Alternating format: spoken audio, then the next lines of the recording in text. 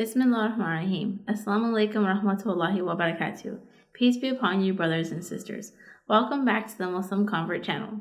Our last lesson was more of a philosophical discussion concerning the idea of putting belief into practice.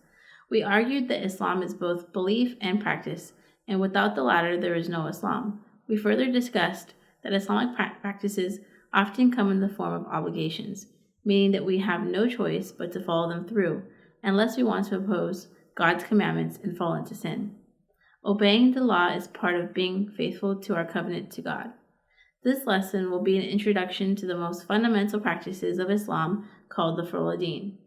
These practices are obligations and they embody the core spirit of the obedience of God.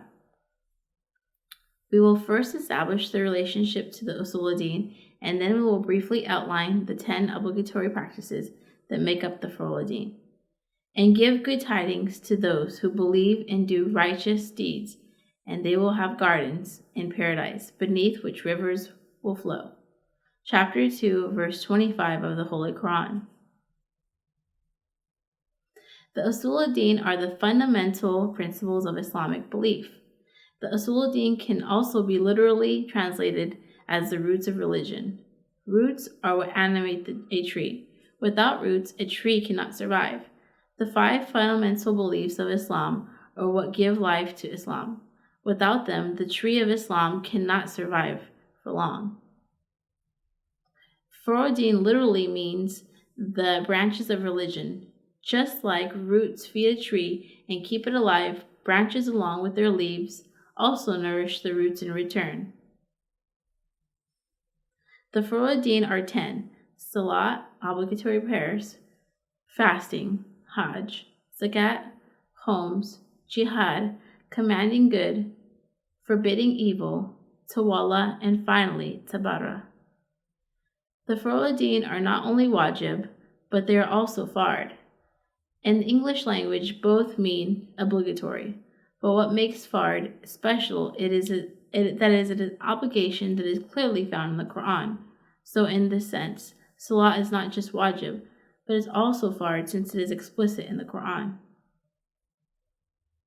The Furūʿ al-Dīn obviously don't exhaust the entirety of Islamic law. They act as a legal umbrella that cover a series of rules that encompass most of it, not all of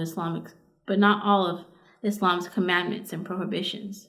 For example, although the prohibition against stealing isn't explicitly part of the Furūʿ al-Dīn, it is a subcategory for forbidding evil, the 8th Furūʿ al-Dīn. The following is a brief outline. The 10 Furūʿ al-Dīn.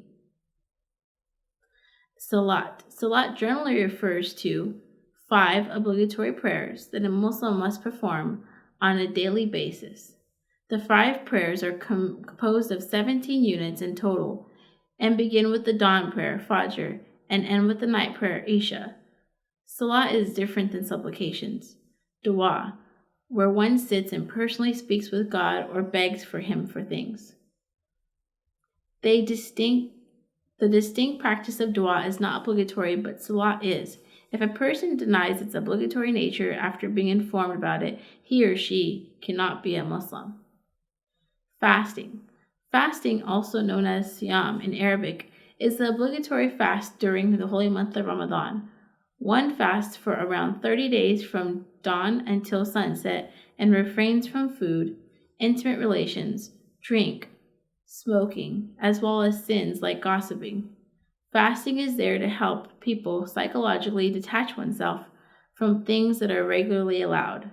This helps us resist things that are prohibited.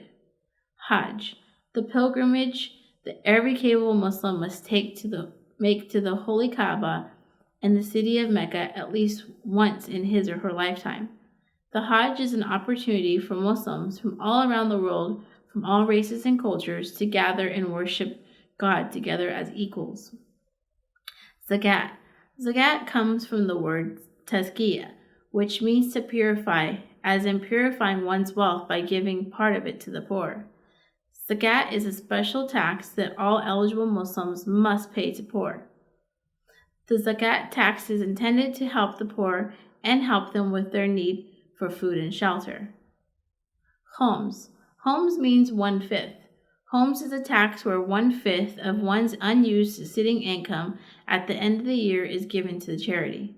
Homs can be taken from other things, but we won't go into details here. Homs is meant to help finance many of the religious institutions in Islam. Jihad. Jihad is one of two kinds. One is inner and the other external. Jihad means to struggle. The inner jihad is a jihad against the nafs, or ego, that commands to evil. The external jihad is a self-defense mechanism whereby a person must defend himself or herself in case of a warring group attacks his or her locality. Commanding to good. In this religion, Allah has already established what is good.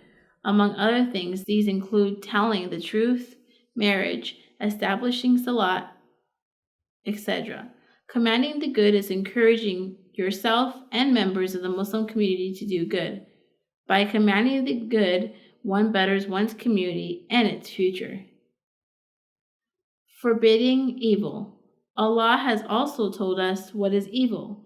These include fornication, lying, cheating, alcohol, stealing, and so on and so forth. A Muslim's duty is to forbid these sins through peaceful advice. Tawalla. Tawalla literally means to direct oneself, as in direct oneself to the Prophet Muhammad ﷺ and his Ahl Bayt ﷺ, and love them wholeheartedly. By loving them and associating oneself with those who love them, does one gain closeness to Allah, for they are his representatives and his dearest of creatures on earth. Tabara. Tabara is the opposite of tawalla. It is to disassociate oneself from the enemies of the Prophet Muhammad ﷺ and his Ahl Bayt ﷺ. This done for several reasons.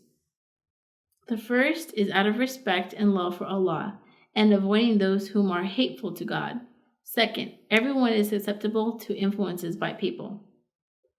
Associating with evil people will inevitably leave its mark on our hearts. As much for our own sake, we must disassociate from such people just like one would disassociate from disease-infested places. In the following lectures, we will discuss each of the Furūʿ al-Dīn in much more detail. Until next time, thank you for watching. Assalamu alaikum wa rahmatullahi wa barakatuh.